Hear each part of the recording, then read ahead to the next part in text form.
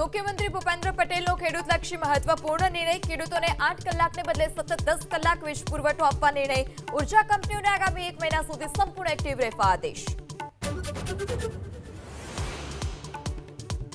કચ્છના ગાંધીધામના ખારીરોહર વિસ્તારમાં ધાર્મિક દબાણને દૂર કરવા માટે મેગા ડિમોલિશન હાથ ધરાયું.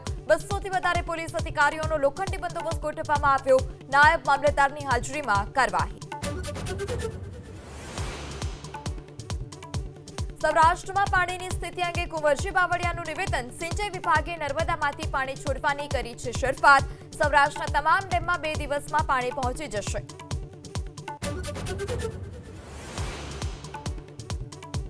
અમદાવાદમાં નશાના કારોબાર સામે ક્રાઇમ બ્રાન્ચની કાર્યવાહી. વસ્ત્રાલમાંથી લાખોના ડ્રગ્સ સાથે 2 પેડલર ઝડપાયા. 4.50 લાખથી વધુની કિંમતનું મેફેડ્રોન ડ્રગ્સ જપ્ત.